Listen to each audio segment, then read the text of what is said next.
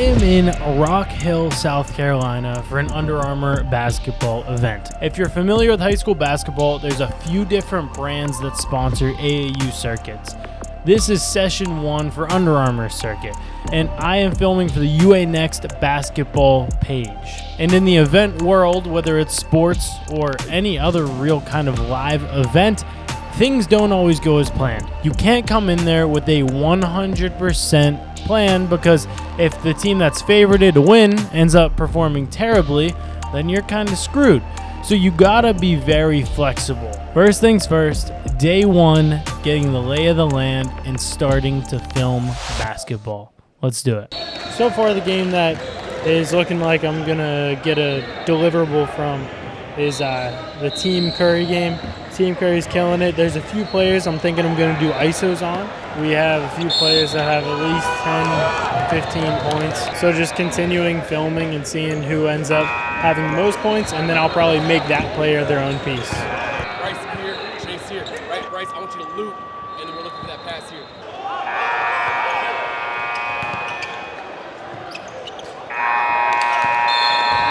Man, we had a chance for a game winner there.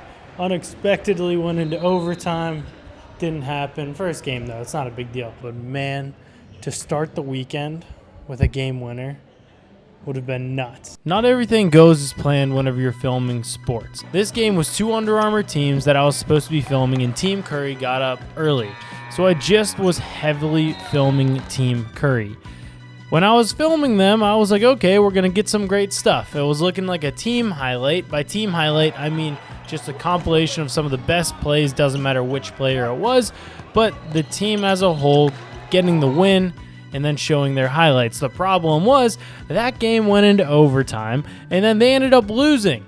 They blew their lead pretty late, and I was kind of screwed there because we don't want to real-time post the losing team. We want to maybe save that for down the road. So we'll have a compilation of Team Curry from that game, because I did have some good dunks, some good different threes, transition plays, defense plays. But I didn't film much of the other team because I was really banking on Team Curry winning.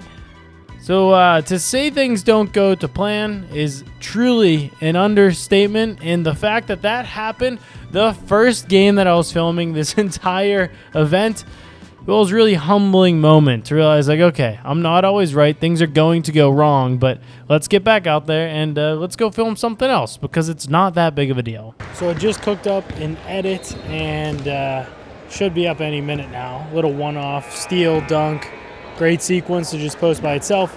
Now we're at another game, highlighting one player in specific, hopefully getting a compilation of his highlights, but definitely getting some kind of team compilation, hopefully the player compilation. So I'll be bouncing around, moving around all game. That's the big thing, is move around at least once a quarter and get some different perspectives. When we figure out what we want to put out from a content perspective, one of the things that we do a lot of the time is one-offs. What do I mean by a one-off? One play or one clip where something happened and it's interesting. Typically, the front runner ends up being a big dunk. And in my case, a lot of the ones that I have gotten that I find most intriguing, obviously a 360 windmill dunk is going to be better and probably perform better. But for me, the more realistic approach is to try and get a defense to offense sequence. I mentioned that I pulled a one-off of a transition play after a steal. There was a steal on the other end of the court. Then they came down to me, passed it back, and a great little sequence of defense, offense. That's all you can really ask for. And that's a true basketball play that the basketball viewers will have appeal to. You might not have somebody who's just a straight up casual be that interested in it. Those are the people that are going to catch their eye whenever you show a big dunk, but we need to show the basketball plays as well. A trick that I like to do is slow it down a little bit. I'm filming almost everything in 4K 60 whenever it comes to these events. A great way to accentuate that one-off instead of making it feel like you just dumped your card and put it straight on Instagram. But while one-offs are nice, you really can't force them. And yes, things will change, as I mentioned, where Not everything is going to happen exactly how you planned it.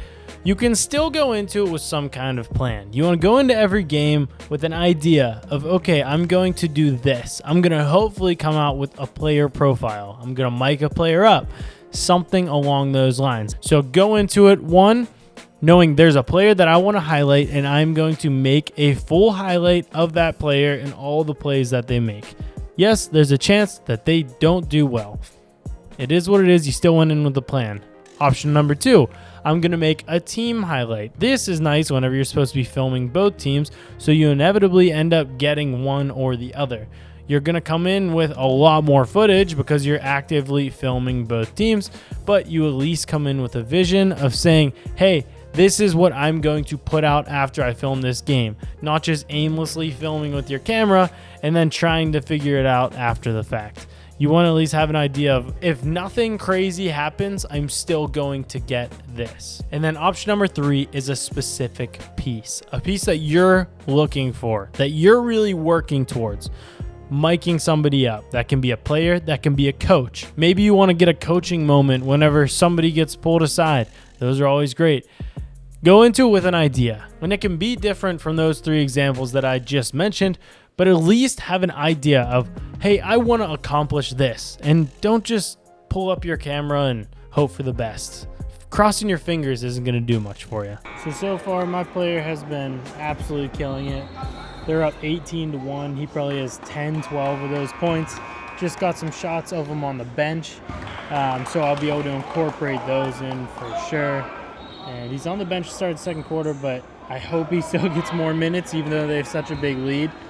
But this couldn't be going much better so far. We're in the second spot, a little bit above the players, looking down on them. Let's go.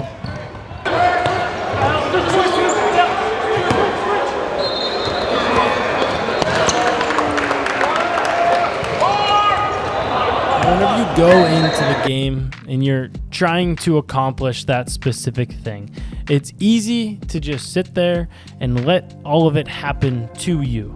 But once you get a few plays, move around.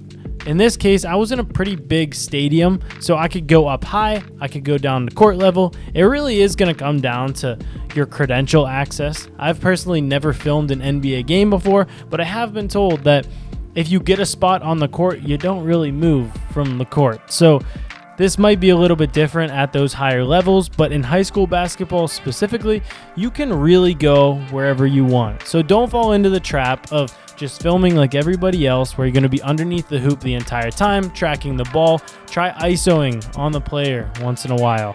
Maybe it'll work, maybe it won't. I've gotten a few plays where it's amazing, but I've also gotten some where I totally miss a play because I was ISOing in on the wrong player. But you tried to do something different. Fourth spot, fourth quarter. This game's just about over. I'm just trying to see if he scores at all anymore. I'm sure he'll play for a few more minutes and then get pulled. Didn't play much in the third, so let's hope we can just get a few more plays so we have different spots, since most of his points have been in the first quarter. I ended up grabbing a clip where he was driving down the court and he dunked it. He was pretty isolated from the background, whether that be the natural lens blur or that be that there's no players behind him. And I rotoscoped him out and animated his name to come in a little bit. Once again, I don't want it to just look like I took my photos or my videos straight off of my camera and just posted them on Instagram. I want to add a little bit of sauce to it, and I think that is why I'm happy with my basketball work. And I think that's why people end up liking my work as well. It's just the little things that you can add that aren't going to take so much longer. But if you can do cool things that might take people a long time and do those quick, well, you just might find it that you'll separate yourself from the crowd and start to find some kind of style.